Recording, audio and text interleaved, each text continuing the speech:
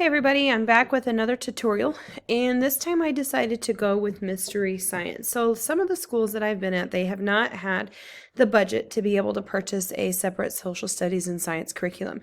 So we have had to go out on Teachers Pay Teachers, Pinterest, and just find different resources that go along with the standards that we have to meet as a school. And so then I came across Mystery Science, and it allowed me to sign up for a free membership that I can use in my classroom for a year.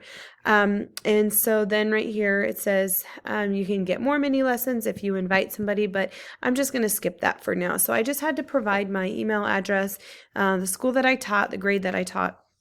And then what it does is it gives you a lot of different videos that you can go through and introduce science, talk about different inventions, and then it makes sure that it has standard aligned lessons towards your grade.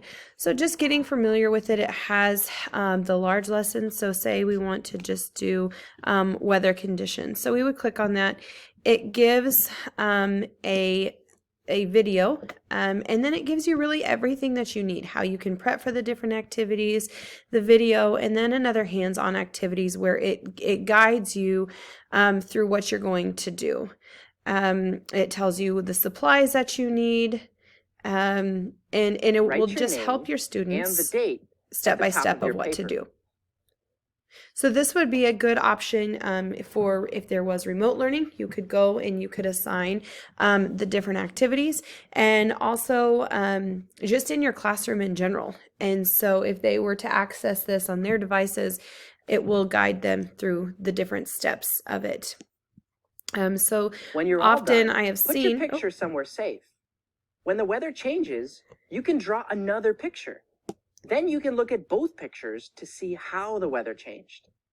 Have fun being a weather watcher and stay curious.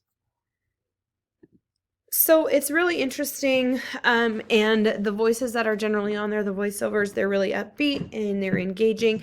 And so when looking through this, I have seen that this would just be a good format to use.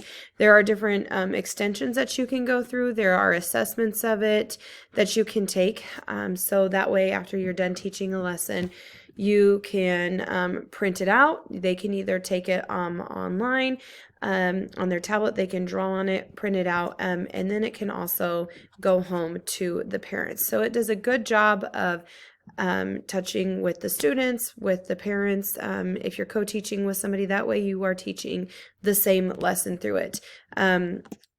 So right here it gives you a list of different readings that you can do to go along with the lessons, and that was just one of them too. You can share the student link, you can post it to Google Classroom, or you can email the parents. So in my last tutorial we talked about Seesaw. If you're using this, you can email the link right to that Seesaw account, which I thought that was pretty awesome too.